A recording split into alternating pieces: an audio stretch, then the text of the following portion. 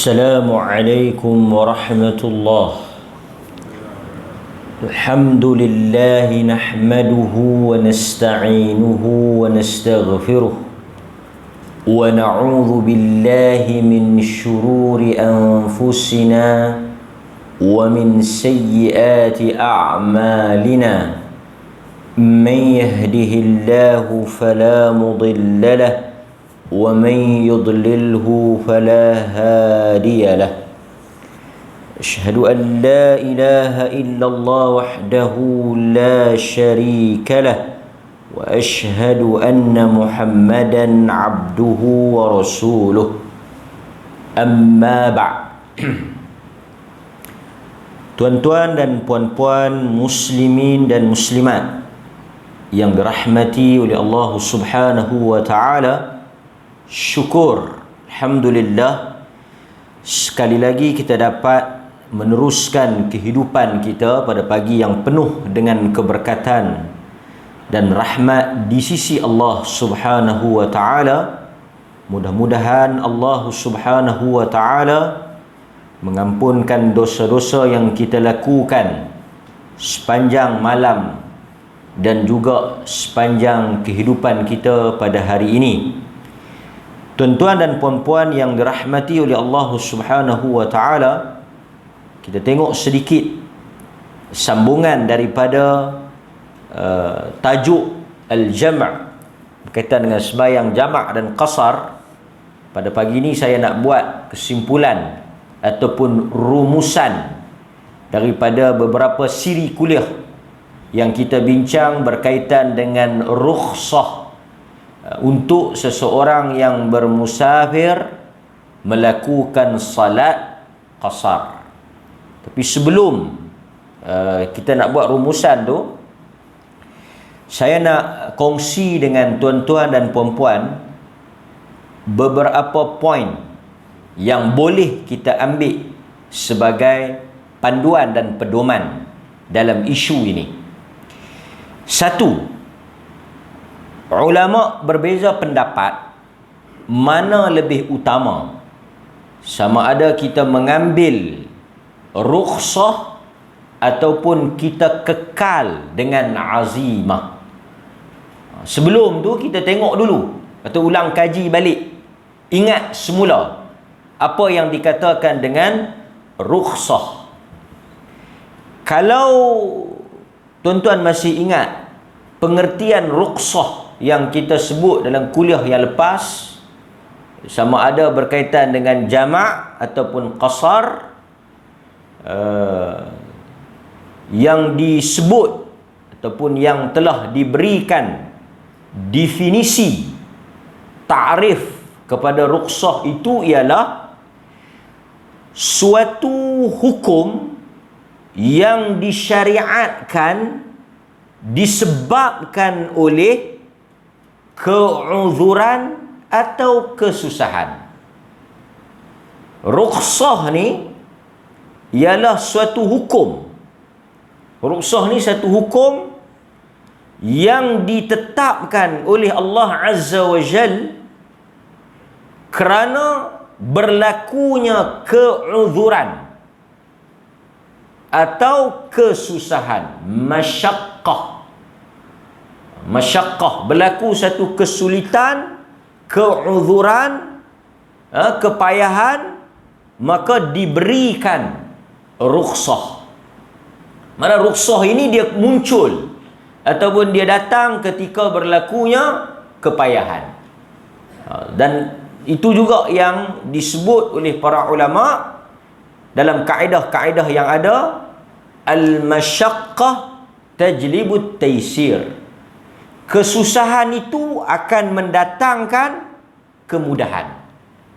Idza daqat tasa'a. Apabila satu perkara itu menjadi sempit, ketika itu kita akan luaskan hukum dia. Kaedah dia macam tu. Apabila seseorang itu berada dalam kesulitan, berada dalam kesusahan, berada dalam keuzuran, sakit ke, musafir ke, maka dalam keadaan yang sedemikian datangnya kemudahan. Kemudahan itu, kelonggaran itu kita namakan rukhsah. Ini berdasarkan kepada banyak dalil lah. Yuridullahu bikumul yusra wa la yuridu bikumul usra. Allah Subhanahu wa taala menginginkan kepada kamu. Allah sebut dia nak kepada kamu kemudahan dan dia tak nak kesusahan di atas kamu. Kan? Wa ma ja'ala 'alaikum fid din minal haraj.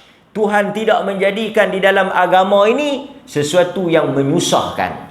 Dan banyaklah lagi dalil-dalil yang disebut sama ada dalam Al-Quran ataupun dalam sunnah yang mengatakan bahawa agama ni Allah Subhanahu wa taala tidak mensyariatkan atau tidak menginginkan menyuruh sesuatu yang menyusahkan, menyulitkan, memayahkan hamba-hamba dia.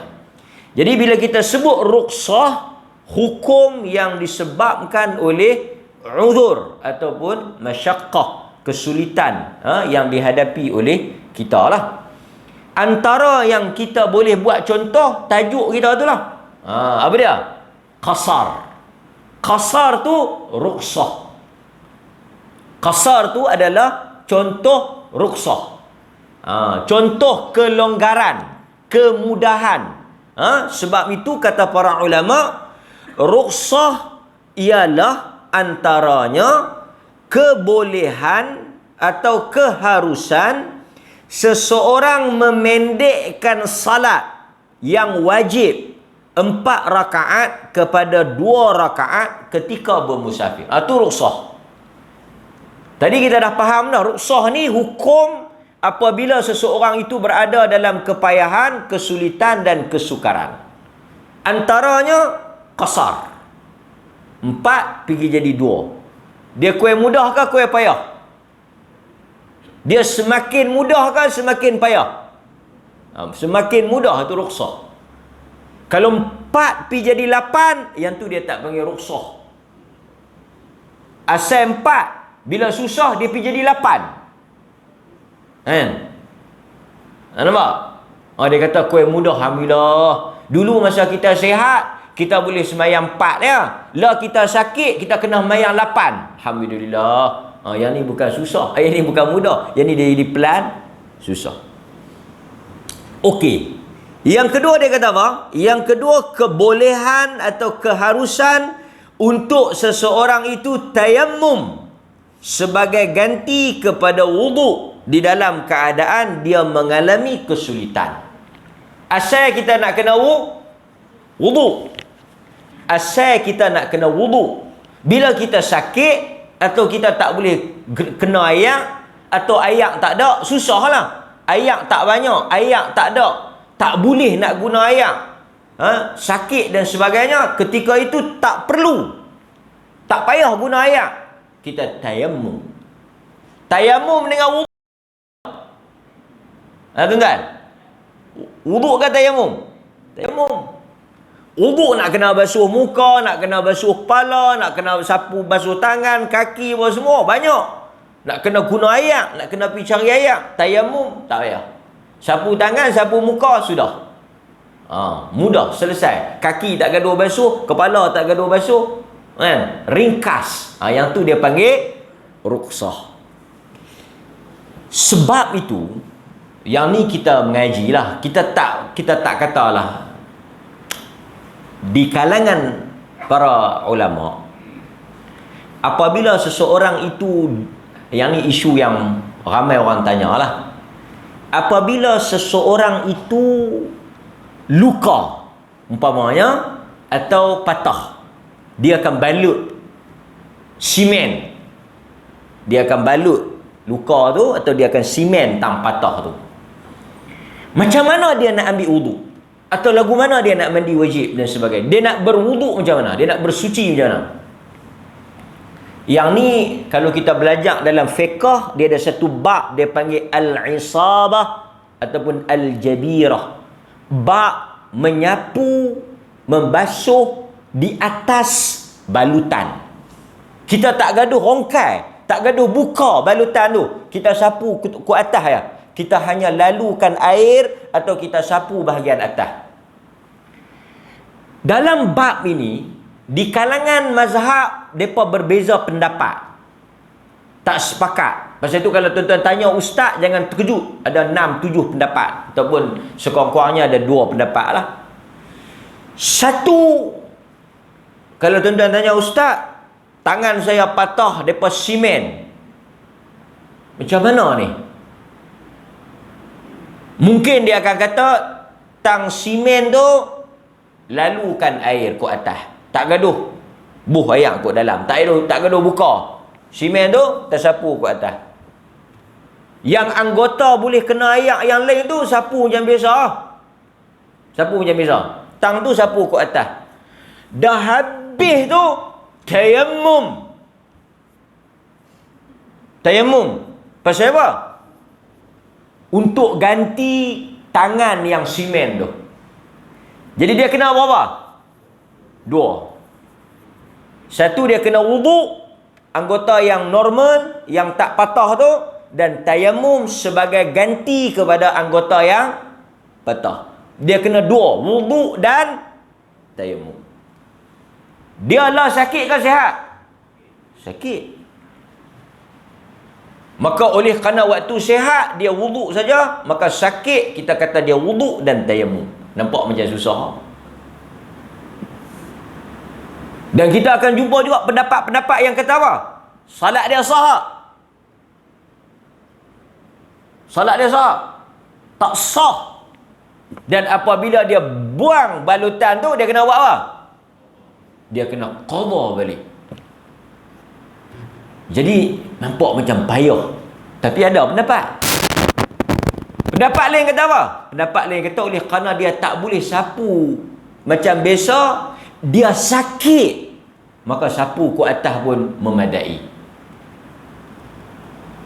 Padahal kan, bukan dia sengaja. La yukallifullahu nafsan illa wus'aha. Tuhan tidak menghukum atau membebankan kamu di atas benda yang kamu tak mampu.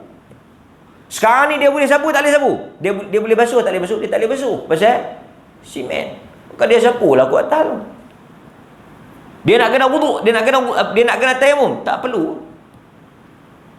Maka dalam hal ni tuan-tuan akan tengok pandangan-pandangan yang ada ni, dan tuan-tuan boleh pilih mana-mana yang tuan-tuan nak pegang, yang pada tuan-tuan mudah. Sebab apa? Semua ni ada hujah. Kan? Kalau tuan-tuan rasa mudah, yang sapu saja tu, maka tuan-tuan sapu dan salat tu sah. Seperti pendapat-pendapat kita salat di atas kapal terbang, tak ada ayat.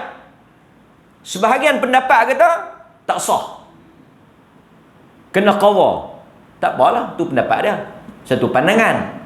Tapi kena semayang, cuma tak sah. Bila turun dah boleh ambil wuduk elok semua, mayang lain ganti. Sebahagian pendapat kata dah dia tak mampu, dia salat sah, dia tak payah ganti. Kan?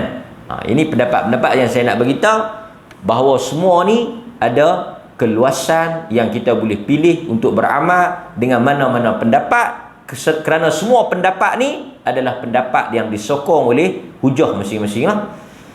Jadi kita boleh tayamum bila tak ada ayat. Bila tak ada ayat, atau kita tak boleh guna ayat, kan? Maka kita boleh tayamum. Yang ni dia panggil apa? Rukhsah. Dia panggil rukhsah. Baik, rukhsah juga apa dia? Seseorang boleh berbuka puasa ketika musafir. Ini juga rukhsah. Siapa-siapa yang musafir, dia boleh buka puasa, tak berdosa, dia boleh makan. Kerana apa? Kerana rukhsah untuk dia. Okey? Manakala lawan kepada rukhsah ialah azimah. Azimah ni ialah hukum asal. Hukum asal. Sebelum kita duduk dalam payah tu. Maksudnya sebelum kita musafir 4, yang tu azimah. Bila kita musafir dia jadi 2, yang tu rukhsah.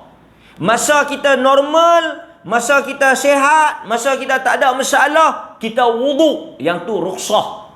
Bila kita sakit, bila kita ada masalah, kita tayamum, Masalah ni banyak lah. Ada ayat tak boleh guna, ayat ada tapi sikit, kita tu sendiri sakit, kita pergi tayamum, kita tak ambil wuduk dah, maka yang tu nama dia apa?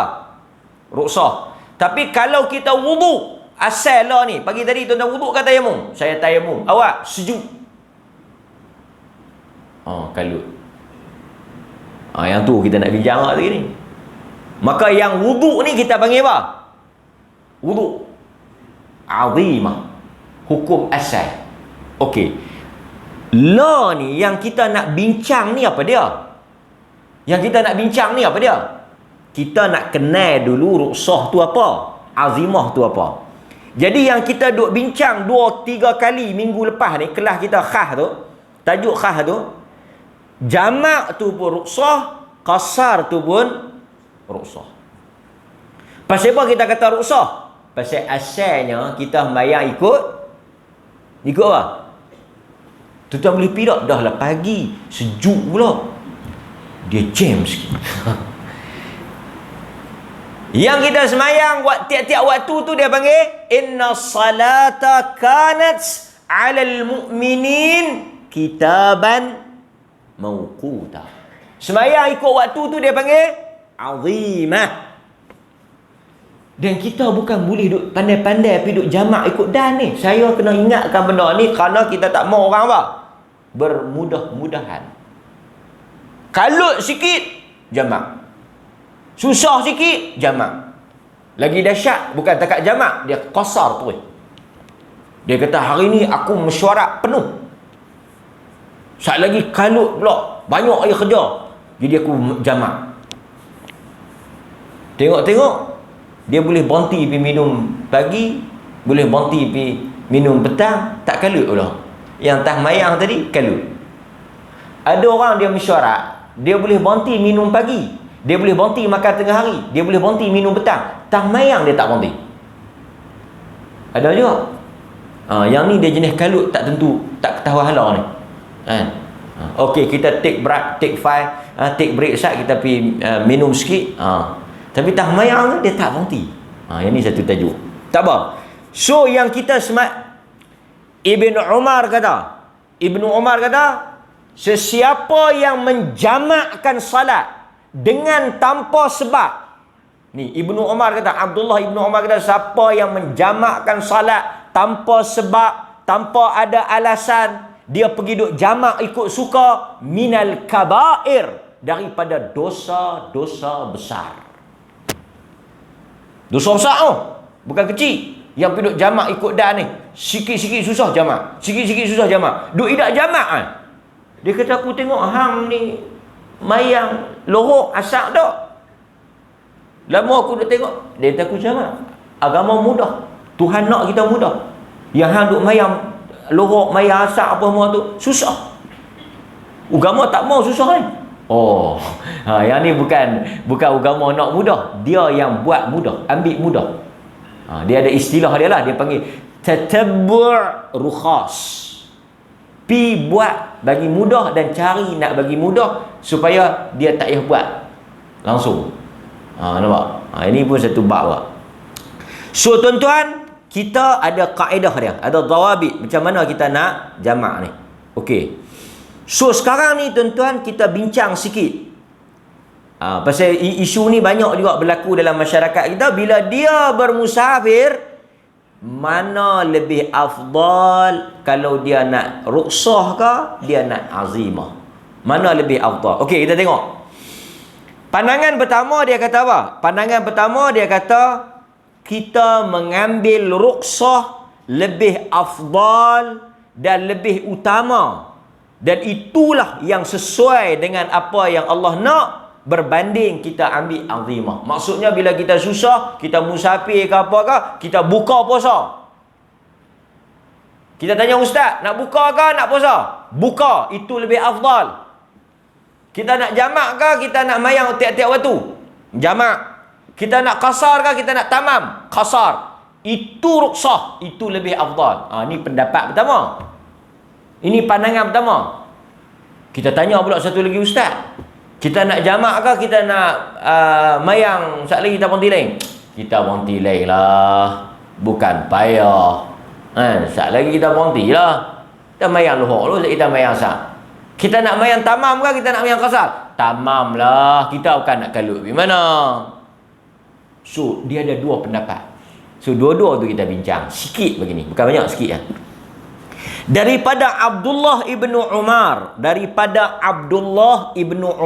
Tuan-tuan, bila ustaz-ustaz ataupun siapa-siapa baca hadis, antara satu benda yang tuan-tuan kena ingat adalah rawi hadis tu. Supaya senang kita nak, dia panggil macam mana, kita nak ingat balik. Kita kata ada hadis ni, ada hadis Ibnu Umar. Dia macam tu kita akan ingat balik tajuk tu. Kan? Macam hadis ni daripada Abdullah Ibnu Umar, dia kata apa? Dia kata Nabi sallallahu alaihi wasallam bersabda, "Innallaha tabaraka wa ta'ala." Sesungguhnya Allah tabaraka wa ta'ala. Setengah orang dia duk baca tapi dia tak pernah tengok ataupun dia tak pernah tahu kot macam mana nak sebut. Pertama, kerap juga kita duk dengar orang duk bagi salam, Assalamualaikum warahmatullahi ta'ala wa barakatuh. Nampaklah sangat dia ni taati. Nampak sangat taati tu. Sebab itu tuan-tuan kalau jadi pengurusi ke, orang suruh cakap ke, bagi salam, kalau tuan-tuan sebut mudah-mudah ya, Assalamualaikum warahmatullahi. Pasal ramai kita duk dengar dia duk bagi salam, Assalamualaikum warahmatullahi wabarakatuh. Tu betul dah. Assalamualaikum warahmatullahi ta'ala wa barakatuh. Tak mana dia salah? Lepas ta'ala tu tak ada hi. Dia bubuh semua hi. Ni pun kadang-kadang hi ta'ala wa barakatuh. Ta'ala tu ta'ala lah satu perkataan. Tak ada hi wa barakatuh. Lebih Arab pada Arab pula. Sebab tu kalau kita tak kerti, kita bagi Assalamualaikum warahmatullahi. Orang yang dengar. Selama ni orang tak timbul pasal apa? Pasal yang dengar pun tak kerti. Jadi dia pun ta'ala wa barakatuh. Ta'ala wa barakatuh. Dia Assalamualaikum warahmatullahi ta'ala wa barakatuh. Kalau dia nak sebut lah. Warahmatullahi tu ada lah. Ta'ala, lepas ta'ala tu ada hi tak? Tak ada. Dia pergi bubuh hi. Pasal apa? Dia kata ikut mana ni? Ikut dan. Yang ni satu masalah lah. Inna Allah tabaraka wa ta'ala yuhibbu. Tuhan itu suka an tu'ta rukhasuhu kama yakrah an tu'ta ma'siyatuh. Nabi kata Allah tu dia suka hampa ambil rukhsah macam mana dia benci hampa buat maksiat. Jadi kalau kita tengok hadis ni, dia suka apa? Allah suka apa? Allah suka rukhsah. Nabi kata yuhibbu, Allah suka an tu'ta rukhasuhu. Kamu buat apa yang dia bagi rukhsah tu berbanding azimah. Kalau kita pegang hadis ni, rukhsah lebih afdal. Allah lebih suka rukhsah. Allah tak suka azimah. Ketika kita susah, ketika kita dalam ada kelapangan tu. Okey, hadis ni diriwayatkan oleh Imam Ahmad, Ibnu Khuzaimah dan yang lain-lainnya. Baik. Okey. Bahkan sebahagian ulama kata apa? Sesiapa yang meninggalkan rukhsah, dia umpama melakukan maksiat. Berat tu. Sesiapa yang tak ambil rukhsah, macam dia buat satu kesalahan. Siapa yang boleh ambil rukhsah, dia tak ambil. Siapa yang boleh semayang 2, dia pergi semayang 4, dia tak ambil rukhsah tu, dia telah melakukan satu kesalahan. Berdasarkan pendapat yang pertama. Okey. Kemudian hadis yang kedua. Hadis yang kedua daripada Ya'la bin Umayyah. Daripada Ya'la bin Umayyah, dia kata apa? Dia kata qultu li Umar, aku berkata kepada Umar. Dia tanya Umar, dia kata Allah Subhanahu wa taala berfirman, laisa alaikum junahun an taqsuru minas salah. Kan Allah Subhanahu wa taala berfirman di dalam Al-Quran, dan apabila kamu bermusafir, maka tidaklah berdosa kamu memendekkan salat. Allah yang sebut dalam surah An-Nisa ayat 101. An-Nisa ayat 101. Kemudian kata Ya'la, faqad aminan nas. Dia kata Ya'la kata, pada pandangan saya, manusia tak perlukan rukhsah sekarang. Kerana kita dah mudah. Macam orang kita duk kata lah, kita boleh berhenti kerak, masjid banyak, kan? Kita tak payah lah. Pasal apa kita nak rukhsah? Kalau kita naik kapal terbang, tak ada nak buat apa, dah sampai. Tak susah mana pun. Yang kita nak pergi duk rukhsah-rukhsah ni buat apa? Kita kata mayang jamak masjid. Tak payah jamak apa tua-tua dah. Sekejap lagi kita berhenti mayang lain kan nak kalut pergi mana. Dia bagi alasan lagi tu. Rupa-rupanya dia tak mau jamak ni bukan masalah tu. Masalah apa? Masalah dia tak apa niat. Ada saya jumpa, dia tak reti nak niat jamak tu. Jam'an qasran, jam'an majmu'an ilaih. Dia tak tahu nak atuk waktu. Kan?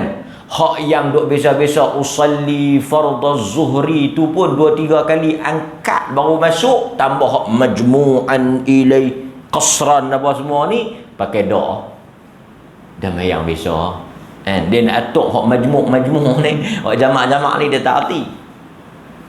Tak apa tuan-tuan, kita ajak nanti. Dia kata faqad aminan nas.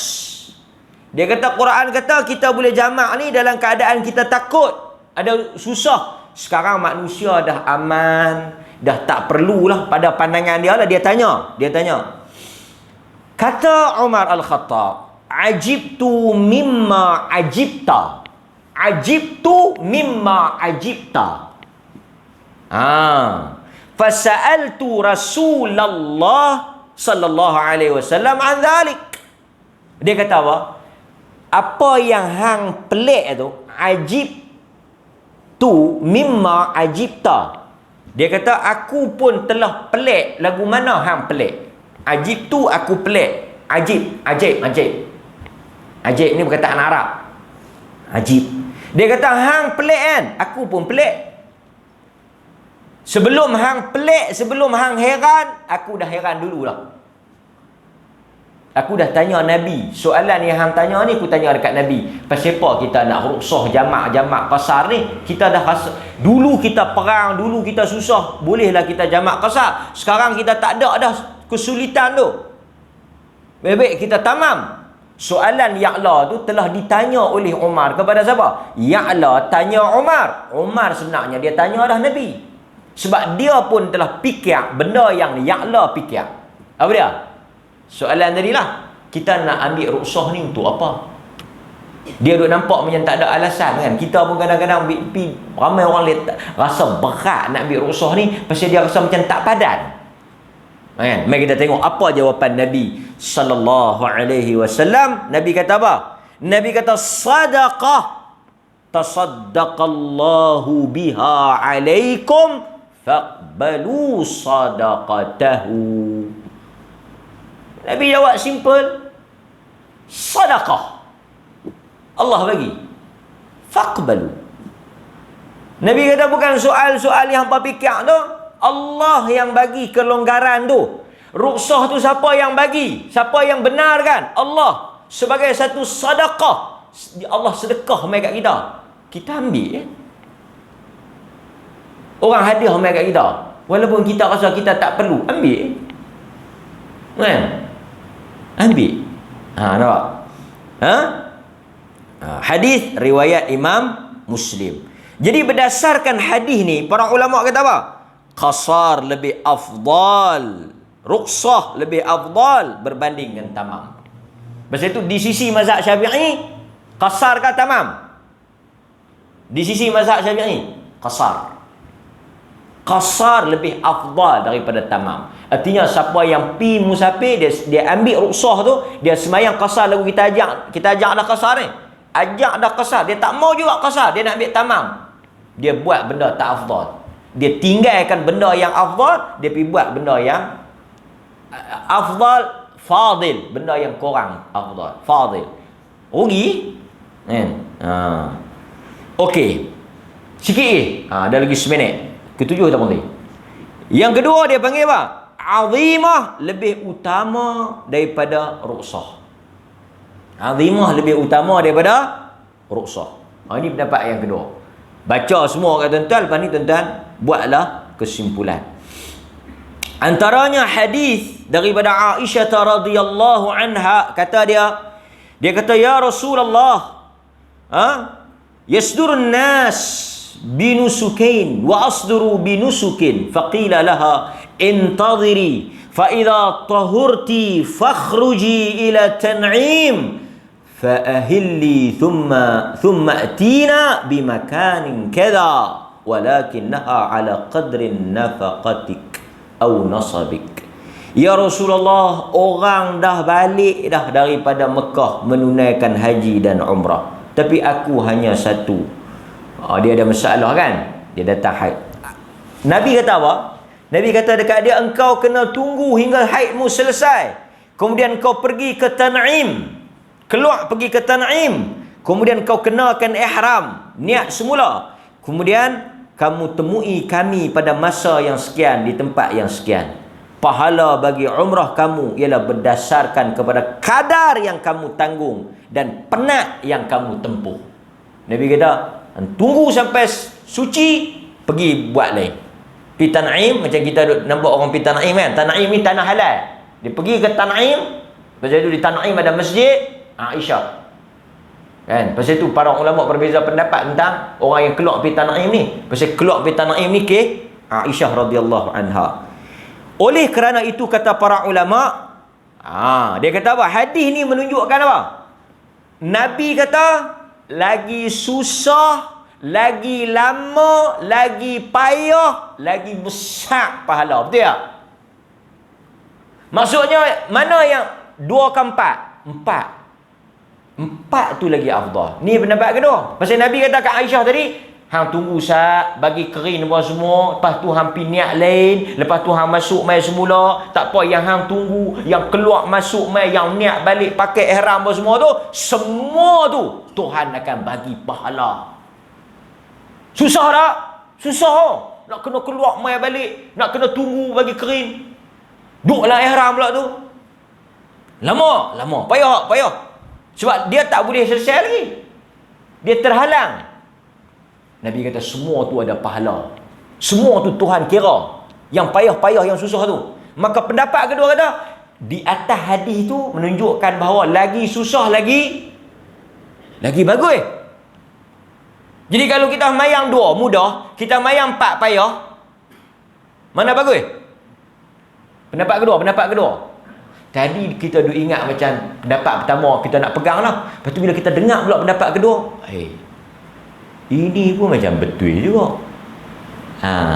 Lah kali kita tak payah mayang terus. Nah, pendapat kedua kata banyak. Dia ni mayang 2, dia ni mayang 4. Dia ni cepat, dia ni lambat. Dia ni sekali berhenti pula, dia ni tak payah berhenti dah. Sekali berhenti lah jalan terus. Dia ni berhenti lohok, sekali dia berhenti pula asal. Mana lagi banyak perbuatan, lagi banyak kesusahan, lagi banyak benda yang dia tempuh kawan ni. Maka di atas hadis ni, kawan ni lebih bagus.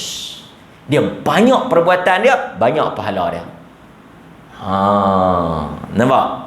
Ini adalah pandangan yang dikemukakan oleh para ulama yang mengatakan lagi banyak masyaqqah, lagi banyak amalan yang kita tempuh lebih utama dan lebih afdal berbanding yang kurang.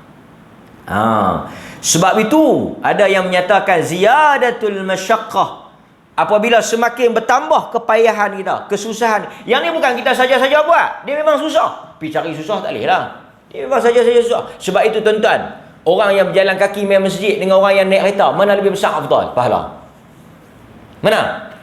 Mana lebih mudah? Naik kereta ke jalan kaki? Satu geng nak beli tanah tepi masjid, Nabi kata apa? Satu geng, satu kumpulan, mereka nak jual tanah mereka yang jauh tu, mereka nak beli tepi masjid, Nabi kata apa? Nabi kata tak payah. Hampa pergi duduk tempat apa? Nabi tak bagi.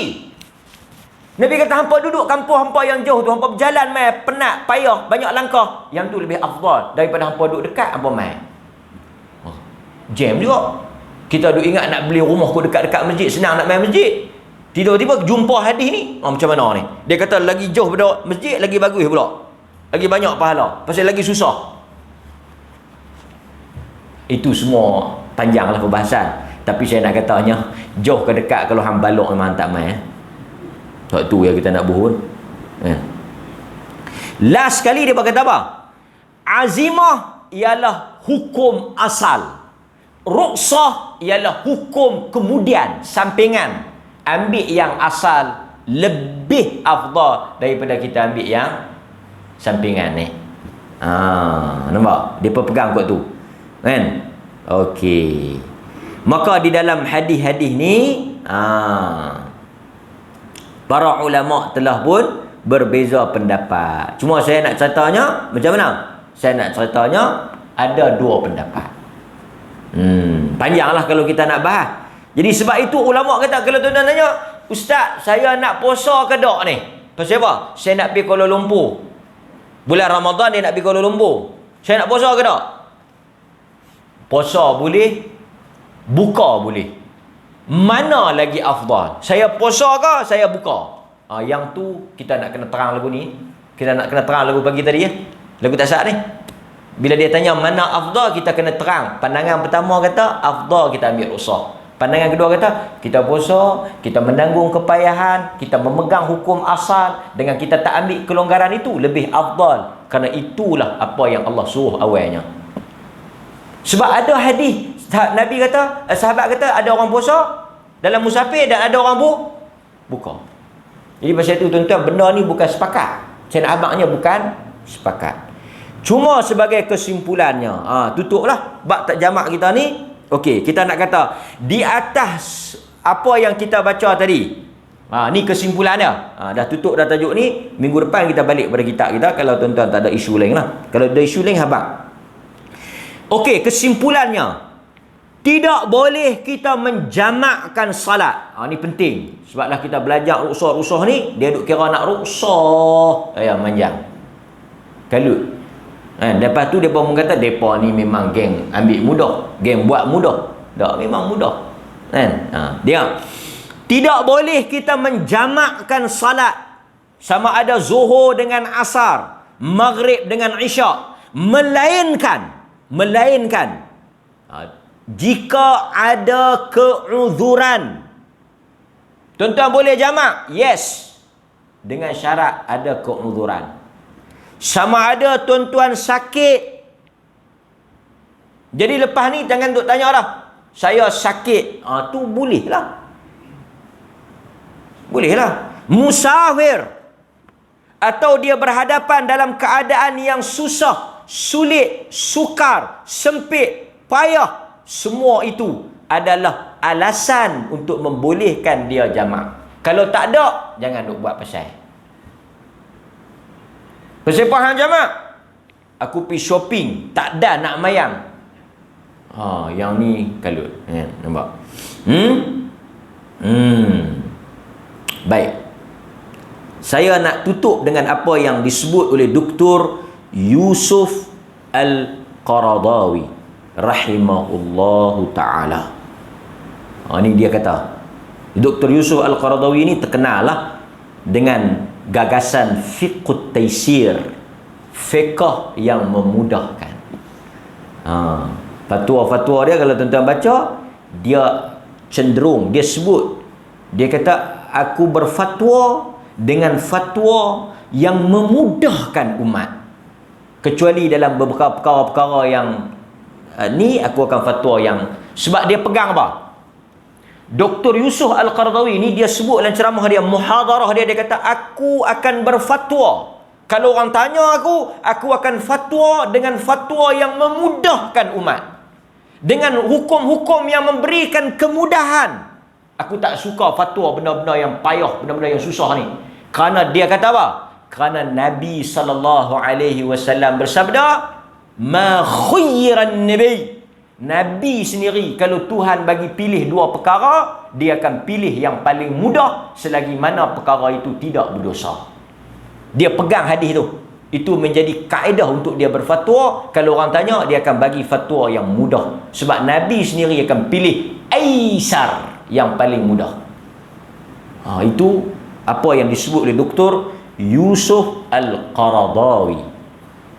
Dia kata dalam fatwa dia kata kadangkala, ni fatwa Dr. Yusuf Al-Qaradawi, dia kata kadangkala jika terdapat kesusahan untuk kita menunaikan setiap salat pada waktu-waktunya, maka bolehlah kita melakukan jamak sebagai mengambil keringanan dan kelonggaran yang dibenarkan oleh agama. Dia kata kalau kita berhadapan dengan situasi yang sulit, sukar, kita bolehlah jamak. Pasal agama bagi kita jamak tu kalau kita payah. Ni dia kata. Asalkan, Yusuf Qaradawi kata apa? Asalkan perkara ini tidak menjadi kebiasaan. Tuan-tuan kena ingat perkataan tu.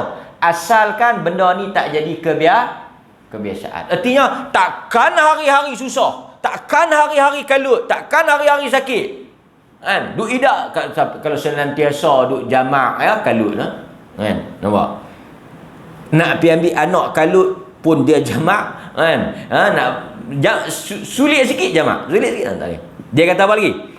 Perkara jamak ini, perkara jamak semayang ni, bukan musafir, perkara jamak di rumah ke di tempat kita. Dia kata apa? Perkara jamak ini dibolehkan sekali sekala ketika kita berhadapan dengan perkara yang sulit dan sukar. Dia kata, contoh polis yang bertugas menjaga keselamatan dan juga menjaga keadaan jalan raya dan sebagainya, mereka boleh jamak kerana ini melibatkan kesukaran. Itu antara contoh yang dia buat. Doktor yang merawat atau terlibat dalam melakukan pembedahan kepada pesakit yang mana dia tak boleh meninggalkan, dia juga boleh jamak. Ini contoh. Maknanya banyak lah lagi. Kan? Tuan-tuan jaga orang sakit tak boleh tinggal pun boleh jamak walaupun tuan-tuan tak sakit. Kan? Kalau kenduri, kenduri kalut tak? Kalau kita pergi semayang rugi. Sekali lagi orang nak balik cari kita, mana tuan rumah? Pergi semayang lohok. Tak apalah, kirim salam. Nampak? Terlepas banyak mana dah. Pasal itu kadang-kadang tuan rumah dia rasa nak pergi mayang ke tak? Dia akan pergi mayang waktu orang tak apa nak ramai. Pasal apa? Dia kata kalau nak terlepas pun 1-2 sampul je. Jangan main-main tuan-tuan. Kurang-kurang boleh bayar setengah catering. Pasal itu siapa yang salam bagi sampul dapat goodies. Siapa yang salam saja, hang balik sajalah. Dia tentu bukan ada apa kacang, tak dapat kacang. Dia minta maaf, ni kacang ni orang yang bayar kan. Ini pun kalut Tuan Nuri. Nak bagi semua kan. Tak payahlah duk double standard. Salam dah sampul bagi. Lagi peliknya, bila salam ada yang boleh kacang saja. Ada yang boleh kacang, boleh pasu bunga, boleh bunga telur ayam. Rupa-rupanya apa? Dia salam tu nampak macam tebal sikit. Yang ni bagi tiga kat dia, bagi tiga. Yang ni bagi satu. Kita pun duk fikir pasal apa dia ni satu, kita tiga. Rupa-rupanya kita bagi banyak. Siapa yang tak buat perangai ni tak payah duk marah. Ni dia tak marah kat saya, kata kat dia. Dia buat kelaku lagu tu memang dia niat macam tu, dia marah kat kita. Saya bagi kat semua, saya tak ada bagus, tak termasuk di dalam apa yang saya mengata ni. Kata Dr. Yusuf Al-Qaradawi, sesiapa yang mengadakan majlis sambutan, kenduri ke apa ke, atau dia menghadiri majlis sambutan, dia buat ke atau dia hadir, maka pada pandangan aku, kata Dr. Yusuf Al-Qaradawi, pada pandangan dia suruh orang ambil yang mudah, dia fatwa benda mudah, dia suka buat benda mudah, tapi dalam isu-isu ni dia ada prinsip dia. Dia kata apa? Aku tidak berfatwa orang yang buat kenduri atau orang yang sambut pergi kenduri atau function ni, kadang-kadang pergi majlis ke kerajaan ke keramaian ke apa ke. Dia kata, Yusuf Qaradawi kata rahimahullahu ta'ala, Allah ampun dosa dia. Dia kata, aku tidak mendapati ada keperluan untuk dia jamak salat. Tak boleh. Hak tu tak boleh. Selagi mana seseorang manusia itu, kata Yusuf Al-Qaradawi, selagi mana seseorang manusia itu mendapati ada ruang untuk dia salat, ada waktu untuk dia semayang, maka dia tidak boleh untuk menjamakkan salat. Dia hendaklah berhenti dan salat di mana sahaja yang dia berpeluang. Jangan main-main sembahyang ni. Jangan main-main. Jangan main-main. Okey? Ini apa yang disebut oleh Dr. Yusuf Al-Qaradawi. Kita suruh tuan-tuan ambil rukhsah dan kita bentang. Ada ulama kata rukhsah afdal, ada ulama kata azimah afdal, dan kita baca pandangan Dr. Yusuf Al-Qaradawi yang dia bagi satu kaedah bahawa kita jangan main-main dalam hukum ni. Ambil hanya bila betul-betul kita layak dan perlu. Maka jelaslah kepada kita situasi jamak dan qasar ni bukan kita tak boleh ambil, dan bukan kita ambil sampai tak ada panggan, orang utara kata. Kita kata betul tak ada jarak, pi aluk start boleh jamak qasar boleh pasal tak ada jarak munasabah. Tapi kalau duduk seriak pi kod diang pun jamak kalut. Duduk kangak pi mana? Pi arah pun jamak. Yang tu kalut. Walaupun kita kata tak ada lah, tapi tak munasabah untuk dianggap itu musahir. Jadi saya ingat takat tu saja tuan-tuan. Kita dah lajak. Tadi kita kata 7, lalu ni lajak 14 minit, 15 minit. Wassallallahu ala nabiyina Muhammad wa ala alihi wa sahbihi wasallam. Walhamdulillah. Sallallahu ala nabiyina Muhammad walhamdulillahi rabbil alamin. Assalamualaikum warahmatullahi wabarakatuh.